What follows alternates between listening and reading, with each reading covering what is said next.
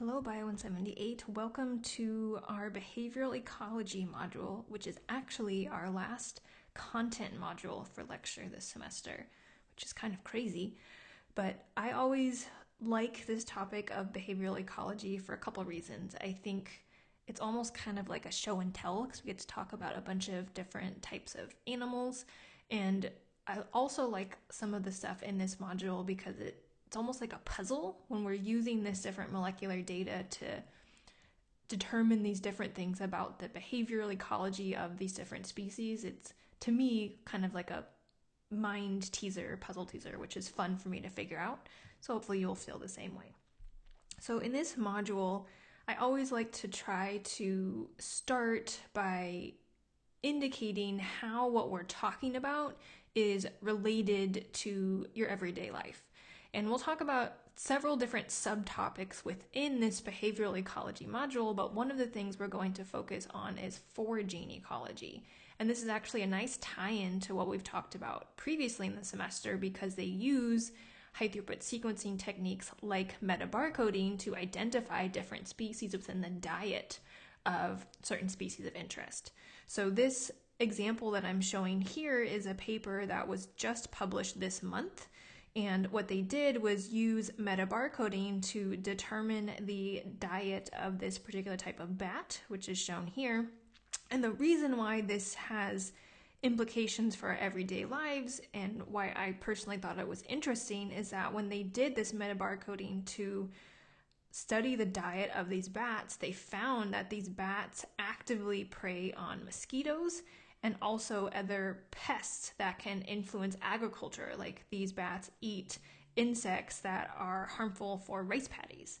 And so when we're thinking about these types of behavioral ecology studies, I think oftentimes people think it's in this ecology realm, it's not related to our everyday experiences at all, but actually it is. It can help us determine that, for instance, in this case, these bats are really important for helping to keep mosquito populations down, helping to keep down insect populations that are harmful to agriculture. So really it's proving that these bats are important and they have potential impacts for our human health and our food.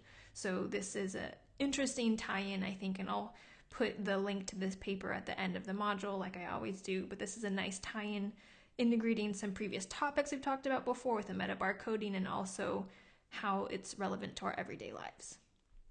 So in this module, we're going to do a couple different things. By the end of this module, you should be able to, first of all, use molecular genetic data to assess parentage of offspring.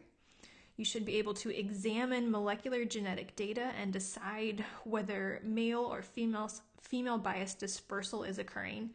And these two learning outcomes 1 and 2, those are the ones that I think of as puzzles that are fun for me. So hopefully you'll feel the same way.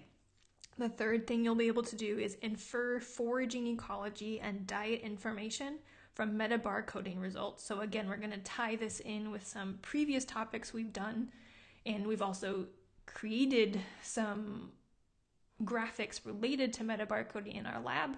So this will be a nice tie into previous content. And then lastly, you'll be able to choose a scientific paper that could be used to write a proposal related to behavioral ecology. So one example of a paper that I found, I used the search term sex bias dispersal and sex bias dispersal and molecular ecology, And this is one paper I found that, again, is recent, and they were looking at sex bias dispersal in eastern box turtles, which are shown here.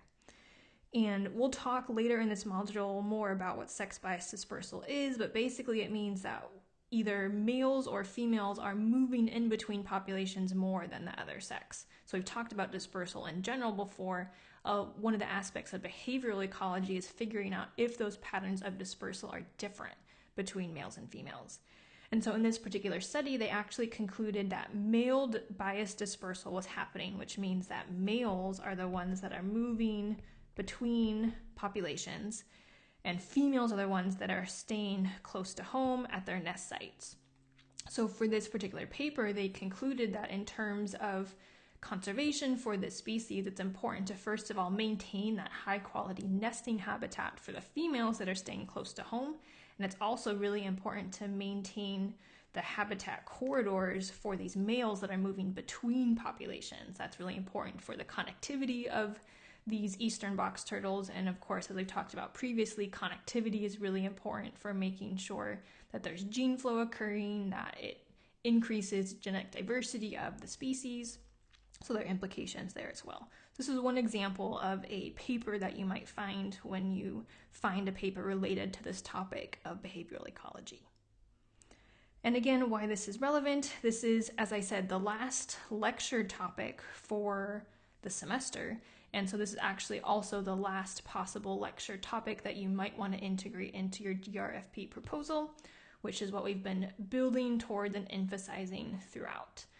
So again, I like this topic. I think it's fun, a little bit different compared to the more gene expression, for instance, focus modules before. So hopefully you will also enjoy it.